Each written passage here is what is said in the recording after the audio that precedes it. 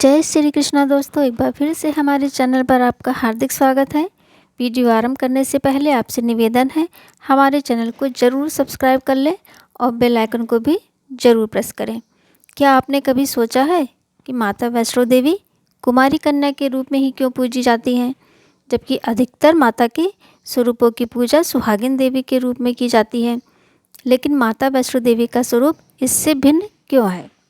इसके पीछे एक रोचक पौराणिक कथा है जो बहुत कम लोग जानते हैं।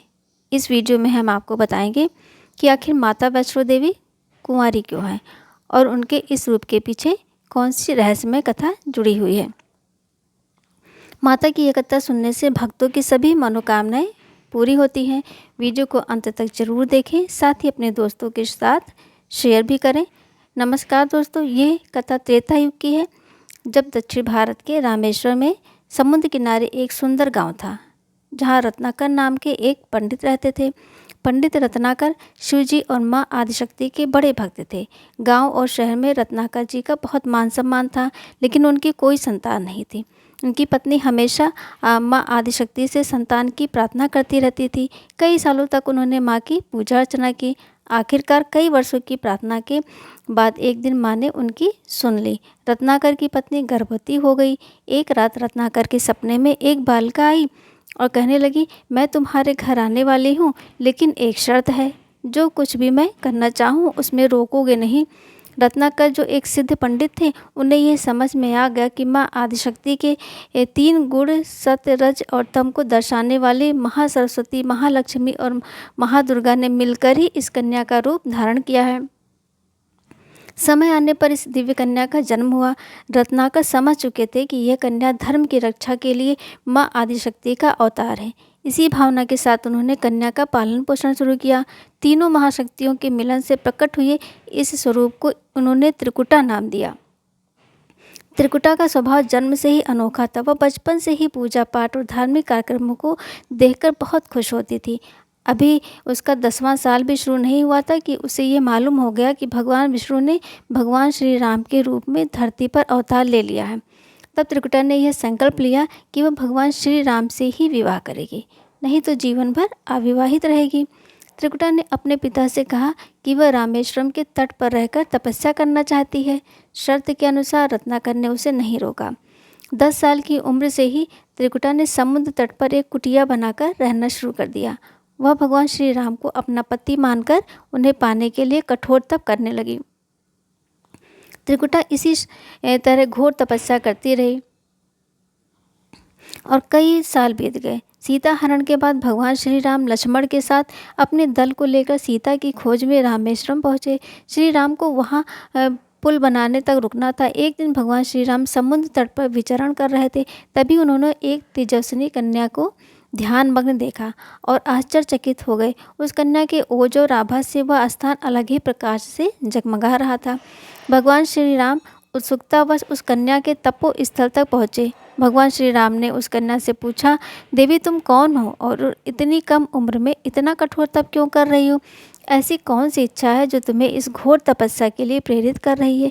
कन्या ने विनम्रता से भगवान को प्रणाम किया और अपना परिचय पंडित रत्नाकर की पुत्री त्रिकुटा के रूप में दिया। फिर त्रिकुटा ने अपनी प्रतिज्ञा के बारे में बताया। वह जान गई थी कि उनके सामने स्वयं भगवान श्री राम खड़े हैं, इसीलिए उन्होंने विनम्रतापूर्वक उनसे निवेदन किया कि वे अपनी पत्नी के रूप में स्वीकार कर लें। इस पर भगवान श्री राम ने कहा, यह संभव नहीं है। मैं एक पत्नी व्रत का पालन कर रहा हूँ और अपनी पत्नी के अपहरणकर्ता को दंड देने के लिए सेना सहित यहाँ तक आया हूँ। त्रिकुटा को यह बात सुनकर बहुत आघात पहुंचा। उन्होंने अपने कठोर तप का हवाला देते हुए कहा, भगवान श्री राम से विवाह करने की फिर से प्रार्थना की। त्रिकुटा ने कहा, प्रभु क्या मेरा तप व्यर्थ चला गया? क्या मेरे तप में इतनी शक्ति नहीं है कि मैं आपको पा सकूं? यदि मेरा तप अभी पर्याप्त नहीं है तो मैं इससे और कठोर तप करूंगी और तब तक करती रहूंगी जब तक आप मेरी अभिलाषा पूरी नहीं हो जाती। भगवान श्री राम ने कहा, जब मैं सीता जी का पता लगाकर लौटूंगा तब तुम्हारे पास आऊँगा। अगर तुम मुझे पहचान लोगी तो मैं तुम्हारी इस बात पर उचित निर्णय करूँगा। त्रिकुटा को यह सुनकर बहुत प्रसन्नता हुई कि उनका तप सफल हो रहा है और भगवान ने उन्हें स्वीकार करने का आश्वासन दिया है, तब उन्हें अपने स्वामी की परीक्षा में सफल होना है। इस प्रसन्नता से भरकर त्रिकुटा का उत्साह और भी बढ़ गया। उन्होंने और भी कठिन तप करना शुरू कर दिया। उनके तप का प्रभाव ऐसा था कि उनकी कुटिया के आसपास का पूरा क्षेत्र एक विशेष प्रकार से जगमगाने लगा। भगवान श्री राम ने रावण के साथ युद्ध कर उसे पराजित किया। उन्होंने विभीषण को लंका का राजा बना दिया और अपनी पत्नी, भाई और पूरी सेना के साथ अपने नगर को लौटने लगे। लंका विजय के बाद प्रभु पुष्पक विमान पर सवार होकर वापस आ रहे थे। भगवान श्री राम को त्रिकुटा से किया अपना वचन भी निभाना था, इसीलिए रामेश्वरम के तट पर पहुंचते ही उन्होंने विमान रुकवा दिया। यह देख सभी आश्चर्यचकित हो गए।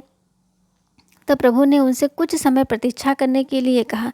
इसके बाद वे अकेले ही आगे बढ़ गए। पूरी सेना भगवान की आज्ञा का पालन करते हुए वहीं रुक कर उनकी प्रतीक्षा करने लगी। भगवान श्री राम ने एक बहुत ही वृद्ध ब्राह्मण का रूप धारण किया और देवी त्रिकुटा के पास पहुँचे। प्रभु कुछ देर तक उनके पास रुके, लेकिन त्रिकुटा उन्हें पहचान नहीं सकी।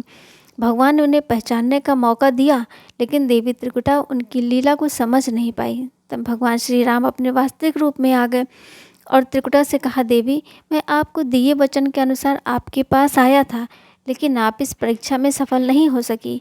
वैसे भी इस जन्म में मैंने सीता से विवाह कर एक पत्नी व्रत का संकल्प लिया है, इसीलिए तुम्हारे साथ विवाह करना संभव नहीं था।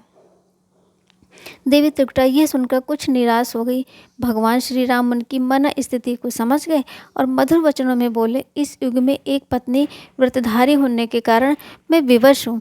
कलयुग में जब मैं कल्कि के रूप में अवतार लूँगा, तब मैं तुम्हें अपनी पत्नी के रूप में अवश्य स्वीकार करूँगा। भगवान श्री राम ने तब कहा, तब तक तुम हिमालय स्थित त्रिकूट पर्वत पर जाकर तप करो और मेरे उस अवतार की प्रतीक्षा करो। भगवान ने उन्हें आशीर्वाद देते हुए कहा, तुम इस संसार का कल्याण करते हुए भक्तों के कष्ट और दुखों का नाश करती रहो।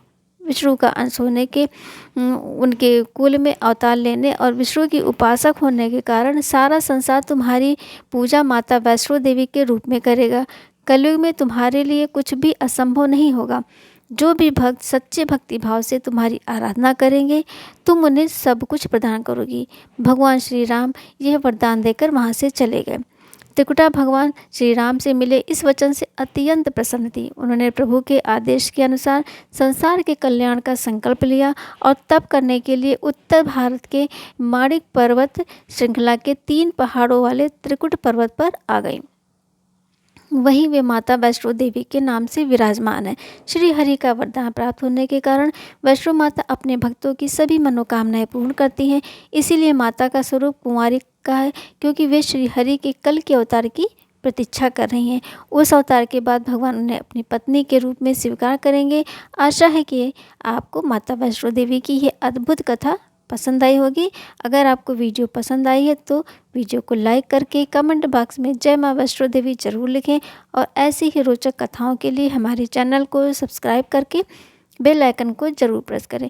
मिलते हैं अगले एक और दिलचस्प वीडियो में, तब तक के लिए जय माता दी।